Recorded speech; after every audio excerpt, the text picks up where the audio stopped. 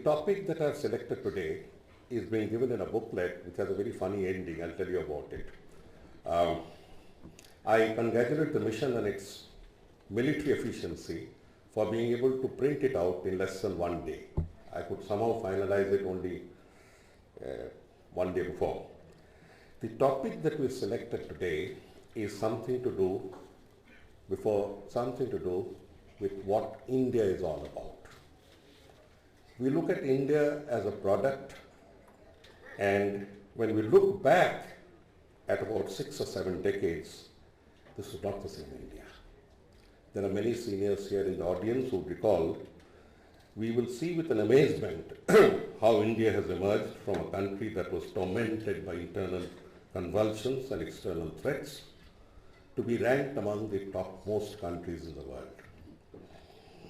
The entire picture has changed so dramatically. But more important than the economic or the political status that India has been conferred lies the fact that India has won today without any shadow of doubt. It was not the same 50, 60 years earlier. The 21st century belongs to Asia, and that is a done deal. And when we talk of Asia, it will be basically one between China and India. I'm not romanticizing our position. I'm just stating what is accepted to be a fact, the temporary hiccups of the economy notwithstanding. The question is, how did this India, which is so proud of its high seat in the Assembly of Nations of the world, emerge as a cohesive nation? Let us look back at the stroke of midnight on the 14th, 15th of August, when this nation was born, a memorable period that comes but once in a nation's lifetime. It was the most challenging of times, as it was a bleeding baby that had been severed from its sibling. But we were in the midst of violence, confusion, rioting. Churchill's very famous word hit us in the ear even now, and this was, "In a few years hence, no trace will remain, for anarchy will lead to internecine warfare." That was Churchill's prediction. He was proved to be wrong. The challenge was even greater because 565 princely states and 14 British provinces, with their multiplicity of cultural identities, languages, loyalties, had to be brought together. Now, while we can move, I'll make 2 more comments about what the British friends had to speak about us. One is in 1883 by Seeley, who said, "India is only a geographical expression, like Europe or Africa. It does not make the territory of a nation and a language, but the territory of many, many nations." His friend John Strachey, who is often quoted, he writes in 1885, there was never an India, no Indian nation, no people of India. We wish we could knock at their graves. But in 1947, 1950s, if you recall, among those who are my age or senior to me, we used to refer to each other as Madrasi, Bengali, Hindustani, Sikh, Sardar, etc. My submission here is that while the British Post and Telegraph, the British bayonets and cantonments, their ICS and the district magistrates and the imperial police, their English language had managed, and their education system had managed to get us physically closer together, there was an emotional bonding that was missing, except in the small group that had participated in the national movement. Let us not over-romanticize our participation, because much of India's population was not directly involved in a movement from which they would gain. Let us look at it unemotionally. Except that group that had come together and who had influenced quite a lot of others, we were still talking in terms of languages, regions, cultures. There are many factors that played a role to bring India together. Today I'll focus only on one of them, and one of them is Akashvani or AIR's Vividh Bharati service. I've picked and choose because it's very difficult to go into long, open-ended discussions. My submission is that this particular service succeeded in doing more for the popularization of colloquial Hindi and bringing an emotional unity within India that the protagonists of Sanskritic Hindi could never even dream of. More interesting was that it was done smoothly, effectively, and with popularity. Now let us look back to history. This lecture is there with you, so it's there. The birth of Vividh Bharati was not a creation of Akashvani or the bureaucracy of the central government on its own. It had to be propelled, it had to be excited, it had to be brought in by an external challenge. We open up, when we look at the opening years of after independence, we see that the information minister at that time was Pandit B.V. Keskar. Pandit Keskar's contribution to the revival of classical music, to the revival of certain very, very important genres is undeniable. Without him, classical music would never have left the cloisters of temples and courts. There is no doubt about it. You can salute him. But here Dr. Keskar, Pandit Keskar, played a completely negative role. 60 years away, we can take a neutral look. To Pandit Keskar, regarded Hindi film songs as cheap and vulgar. It was a strong value judgment which many of the seniors of our generation held. And he felt that Akashvani should be concentrating on the classical and Sugam Sangeet, as he called it. Very interestingly, the director of Sugam Sangeet was Anil Vishwas, who himself was the composer of some of the finest lyrics of Hindi cinema. That is one of the interesting twists. Under Dr. Keskar's very observation was a man who was subverting what he stood for. These are parts of history that one could look back at. Now, this starts with a small studio in Kolaba. I went and met Mr. Amin Sayani, a person whose voice all of us remember, like Abdullah Bandapardhay, as a part of our history, as a part of our heritage. Amin Sayani in his late 80s, early 90s, sprightly and fighting fit. Sayani told me that they started what was known as radio advertising services, RAS.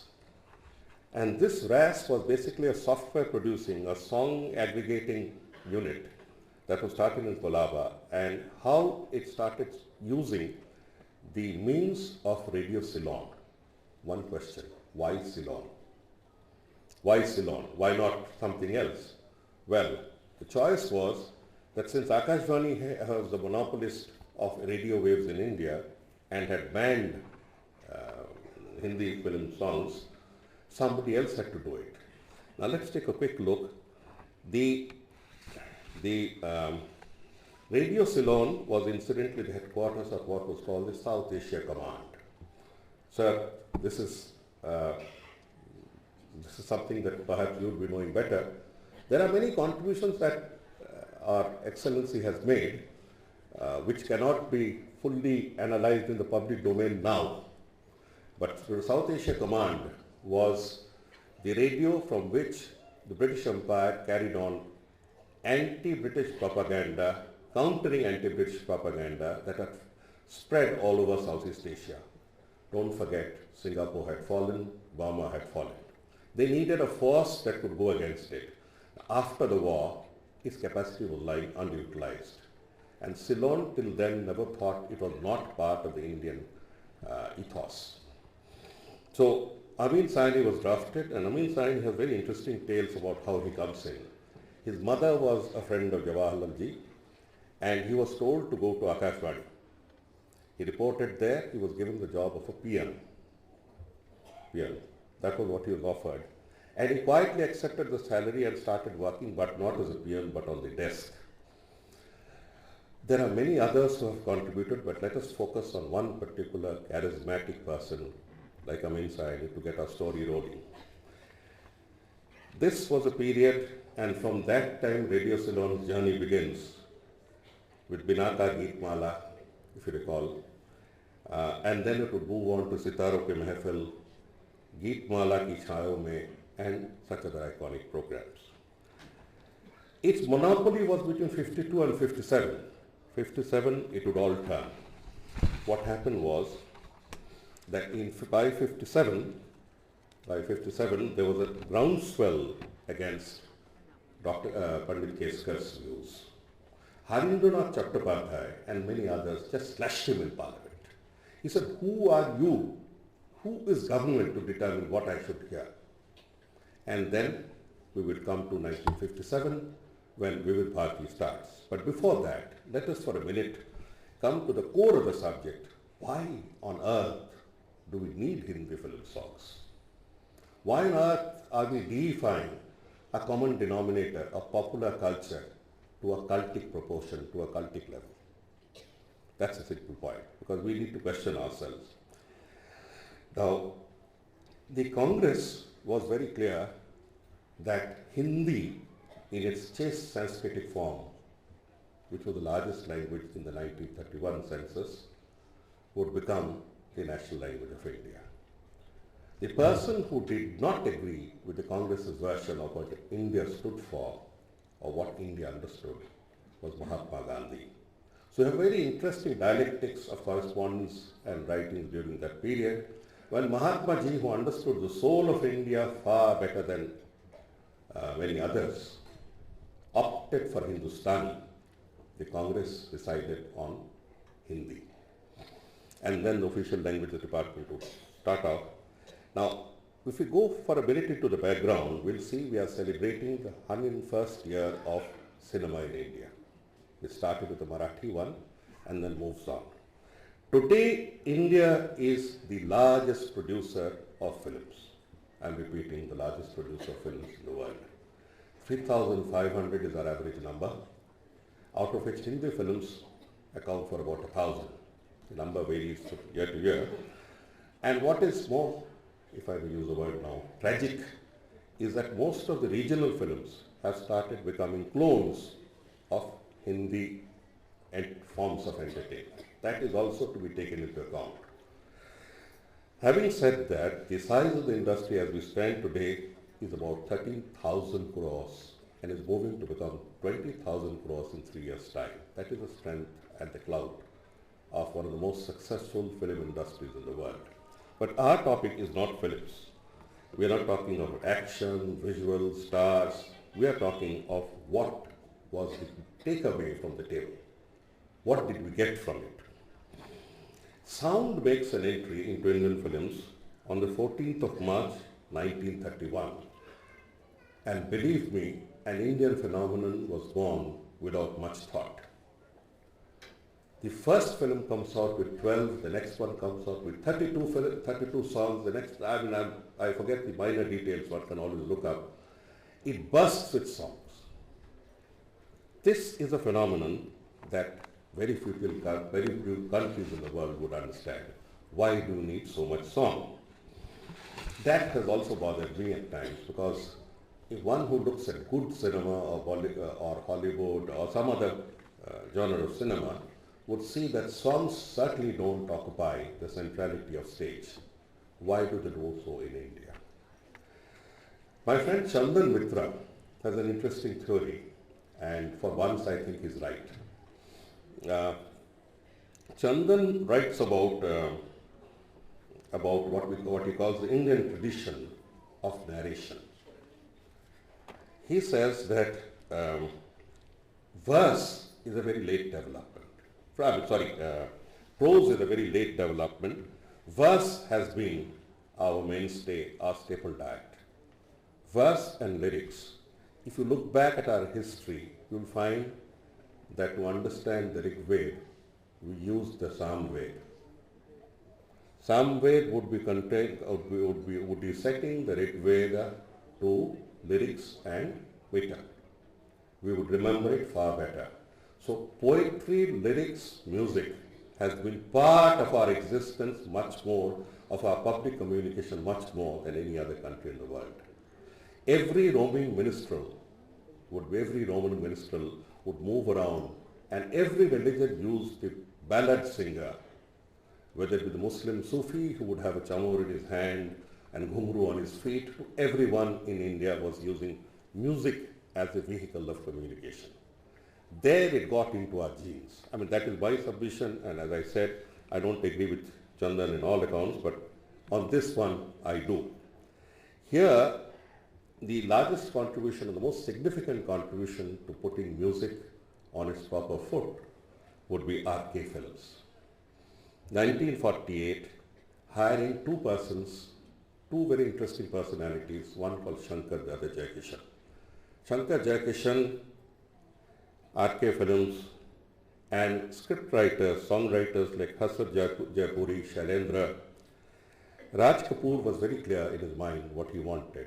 His finger on the pulse of the people was far more effective than many others. RK Films would change how music in Indian cinema would be viewed. It's my humble submission that we accept the phenomenon as one that has created a public imagination in India, without getting into the intellectual argument as to whether it is good or bad. We look upon reality as a reality. We discuss whether it was good or bad later. The main movers of the Hindi cinema, filmmakers, actors, singers, music composers, all brought in their cultural identities. Now this is where Bombay differed from Calcutta. Calcutta took the lead much before Bombay to bring on good film. Films that would debate on essential dialectics, dialogues and contradictions within human nature, the relationship between man and woman, and such other finer topics. The Hindi or the Mumbai cinema had no such pretension. From day one, it was a product of the environment of Mumbai or Bombay, where folk culture would be creeping in like the wet soil affecting a porous pot. At every level, Bombay had never stopped from getting more and more folk influences. There's a story of how Shalil Chaudhary would be impressed by Goan music that's put on his radio, stops and picks up those Goan music, and they become super hits. Goan folk songs, I mean, it has never stopped at Notanki, Lavani. Lavani we would find to be some sort of a, maybe a bit too much on the popular side. But where Bombay is concerned, Lavani was okay, Notanki was okay, everything was okay, as long as it produced entertainment. This one would be followed, and then Bombay never stopped, never even looked at the Hindi language as a Hindi language. It used Hindustani, it used colloquium, it used even Bombaya terms. And that is the essence of its eclectic approach, its success. This is the period of the 1950s and 60s. Just a minute, we look back and find Anil Biswas, C. Ramachandran, S.D. Burman, Naushad at their creative best. So here was an alternate culture that was flowering up, and here was a state radio service saying, "Nee, this is all Laralappa." And we will move on. Now, many studies have been made about it. I have made a few comments in my paper. Those who are more interested can find out what were the percolating influences that strengthened Bombay cinema. But let's move on, because our subject is what the music of Bombay cinema would do and how. Then I've gone on to what I call the story of Vividh Bharati, a part of which I've already narrated to you. And then we come to the opening, to the surrender of Akashvani in the face of Parliament and other attacks. This surrender takes place on the 2nd of October, a very significant date, 1957. 1957, a service would be started that would later on acquire the name of Vividh Bharati. It would start with just 5 hours of broadcasting. Close to 4 hours would be dedicated to Hindi film songs. Let us not make Vividh Bharati coterminous with Hindi film songs. Vividh Bharati had much more content, but it rode on this wave of the popularity of its songs. It had much more. It had agriculture. The agricultural revolution was spread on its shoulders. It had many things else. But if you look at that landscape, you'll see why this radio waves were required for song. Submission 1. A cinema hall was an expensive proposition, and every town had just a limited number. People would refer to their residences in terms of the hall, next to Priya, next to Savitri, next to Regal. It was a center place, and this honor has been appropriated by the mall, just from the hall to the mall. Now, we have that particular living entity, but the halls could not take in more than 1 to 2%. If you look at the audience capacity and the turnover, they could never take in more than 1 or 2% of India. Well, if the halls couldn't take it, you had gramophone records. Gramophones were also a very costly proposition.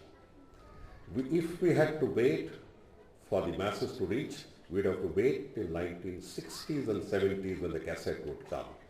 Between 40 and 70s, late 70s, there were two developments. One was the opening of the radio waves of Akashvani and its increase in popularization, popularity and numbers in spread. This was what I call the democratization of music, unshackling of music in India. This created a tapestry of unity. Not all songs are good, but those that are part of our heritage today. Not all lyrics were good, but those that are stand as a part of our unificatory process. Today, when we look back, we have a common stock of memory to which we can directly relate. We cannot talk on some topic, on each and every topic with each and every person, but we can always relate to the common experience that that period produced through the lyricism, the music, the attraction, and the entire magnetism of song. And then we move on to the other details, as I said. Now, the next development that is interesting to note, why was Vividh Bharati?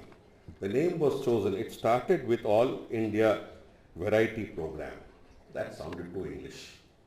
So they looked around, and remember that point of time, every film personality, every personality in the world of culture was something or the other in Akashvani.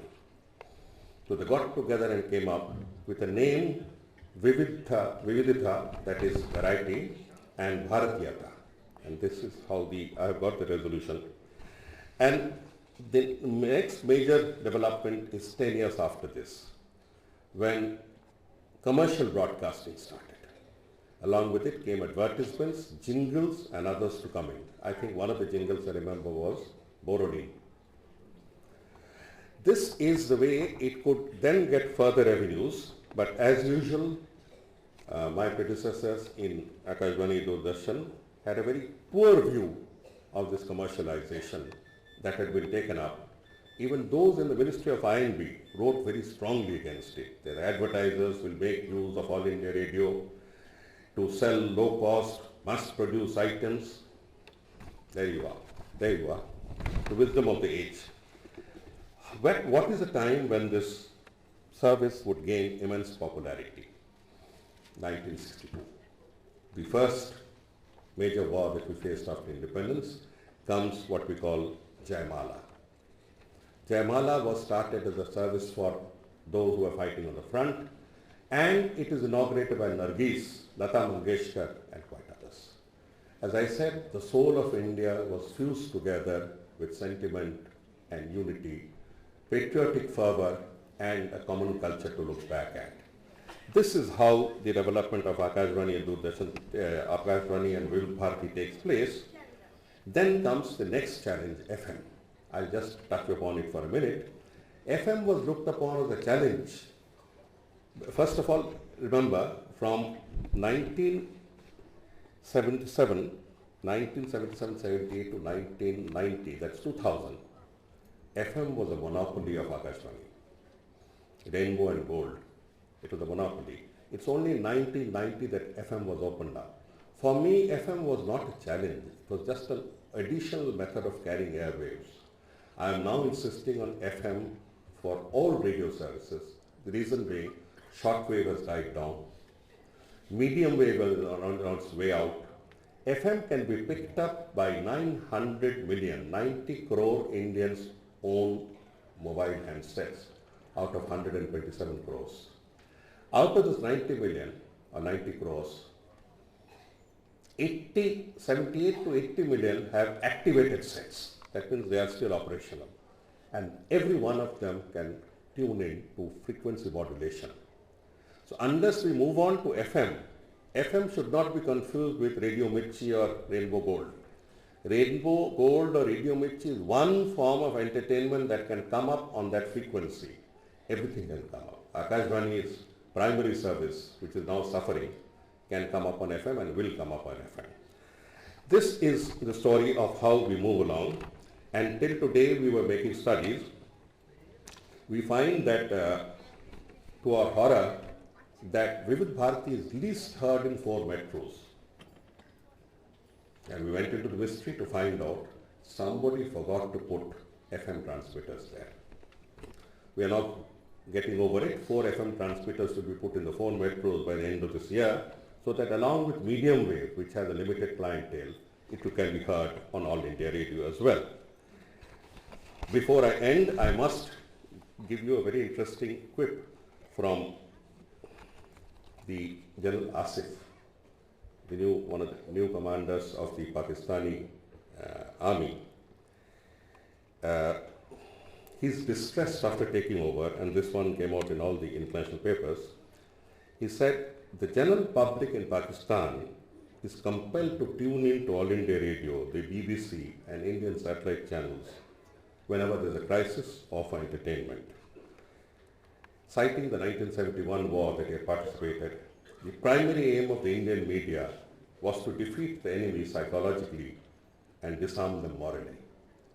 My humble submission to my good friend is that Akashvani was never restricted its waves to the boundaries of India. Fact 1, Akashvani is not the product of, the music on Akashvani is not the product of Indians alone. I'll read out some names who are not Indians. Shamshad Begum, Ghulam Ali, Mehdi Hassan, Nusrat Fateh Ali Khan, Rahat Fateh Ali Khan, Ali Jafar, Mohsin Khan, Meera, Mona Lisa, Shafaqat Ali Khan, Abida Parveen, Adnan Sami, Zeba Bakhtiar. None of them are Indians. They are of the Indian subcontinent. And the two-nation theory was defied when all of them came and joined the entertainment industry here, and Akashvani did not discriminate between who was Indian and who was Pakistani. My submission is, our request to the General Asif is not to take Akashvani, Vividh Bharati or Indian television as a threat, but to accept the reality of today. Cultural unity in the subcontinent has been achieved through the spectrum and content through celluloid and DVDs. And in this story, the first field marshal of peace has been Vividh Bharati. Thank you.